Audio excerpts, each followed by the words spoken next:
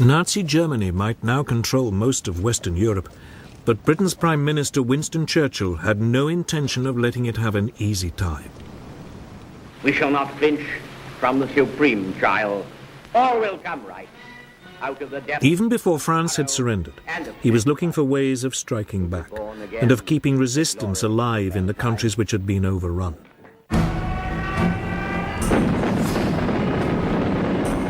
Just as the last troops were being taken off the beaches of Dunkirk, Churchill was already planning ahead.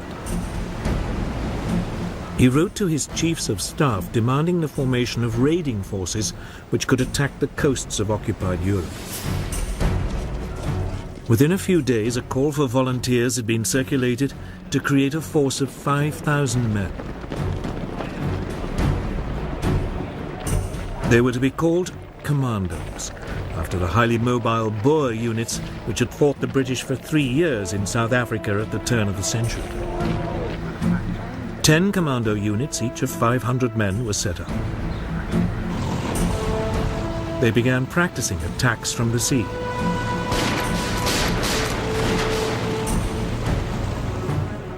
One unit was ordered to specialize in parachuting and using assault gliders. This soon became the basis of the separate parachute regiment.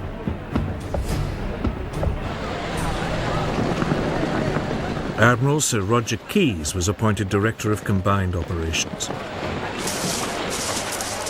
Churchill instructed him to prepare to mount 3 major raids as soon as the threat of an invasion of Britain had passed. One of Keyes' first tasks was to develop ships which could land his new troops. 3 cross-channel ferries were converted so as to carry landing craft.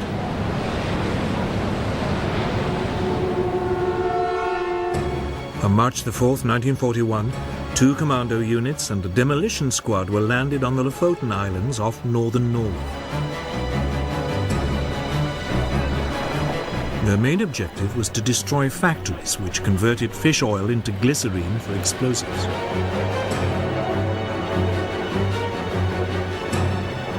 The commandos achieved total surprise and landed without a shot being fired. A German armed trawler in the harbour was seized. They quickly destroyed the factories and the fish oil tanks.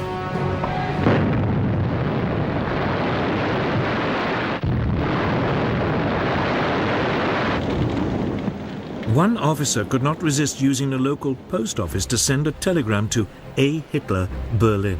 It read, "Reference your last speech.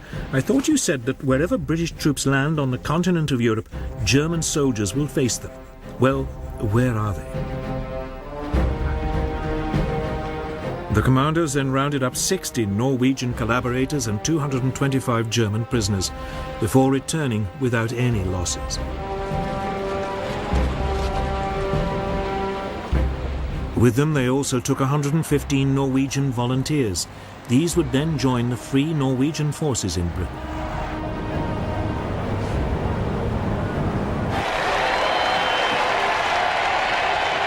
The Lofoten raid was an enormous public relations success and a huge boost for British morale.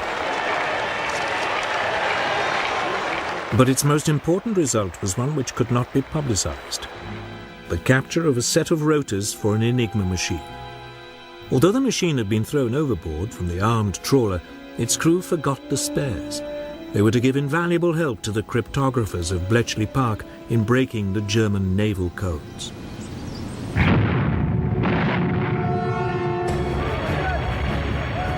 Then in December 1941, 4 commando units landed at the Norwegian port of Vagsø and were immediately involved in heavy fighting.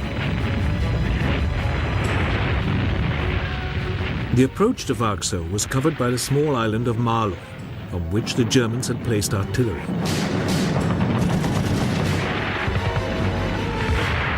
This was quickly overrun, but across the water in Vagsø, the fighting was intense.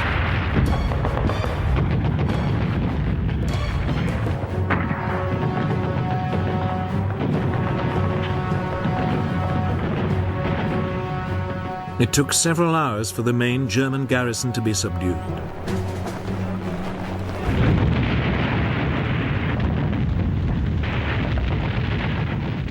commandos then blew up several factories and sank 8 ships before withdrawing.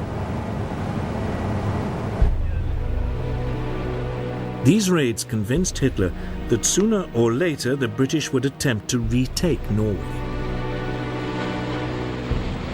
So for the remaining 4 years of the war, he kept some 250,000 troops there. Troops which might have proved vital on other fronts. But effective as they were, commando raids were not enough to stop the Nazis. Churchill needed other ways to hurt them, so he focused on the resistance movements in the occupied countries.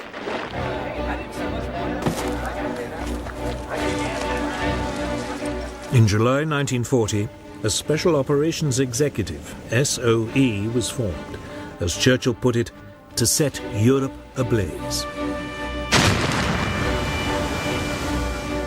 Its objectives were to encourage sabotage of the enemy war effort, gather intelligence and prepare clandestine forces to disrupt German defenses.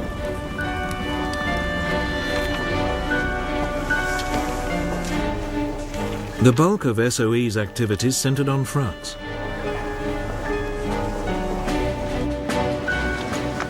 Soon agents were recruited in Britain to build up and coordinate the French resistance networks. Radio operators and couriers were also trained to support them.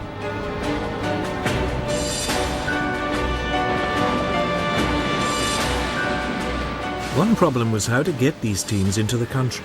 Submarines, high-speed launches and fishing vessels were all tried out, but the German coastal defenses proved difficult to penetrate. The answer was aircraft. And in August 1940, a special RAF unit was set up with Whitley bombers and short takeoff and landing Westland Lysanders.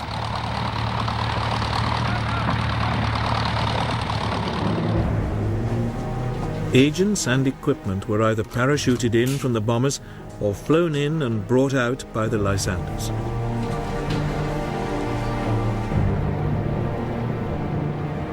On moonlit nights, a growing number of reception committees would be waiting as an increasingly widespread network of resistance groups was built up.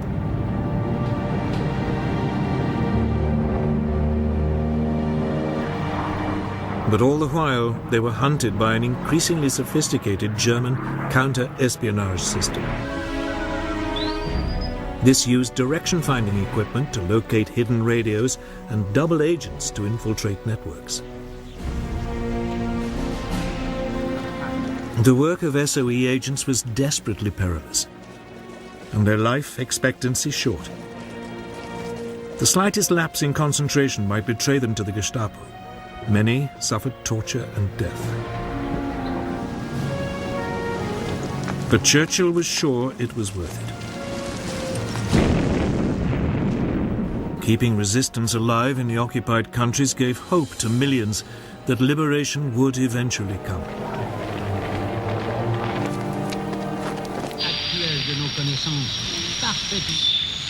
The British Broadcasting Corporation, the BBC, was also enlisted to raise the hopes of those living under German rule.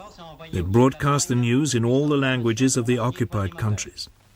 Grand raid de l'aéronaval allié sur une concentration de transport japonais. The German penalty for listening to these bulletins was death. But people tuned in regardless. The BBC also played a crucial role in transmitting coded messages to resistance groups. These always came after the 9 o'clock news. Message très important pour le chef de Gaël. Attention, il va pleuvoir bougrement ce soir. For the peoples of occupied Europe, the prospect of liberation might only be a distant dream, but in the middle of 1941 it suddenly became more likely. For by then, Britain was no longer alone in fighting Nazism. It had gained a massive ally, but it wasn't America, which Churchill had assiduously been courting. It was the Soviet Union.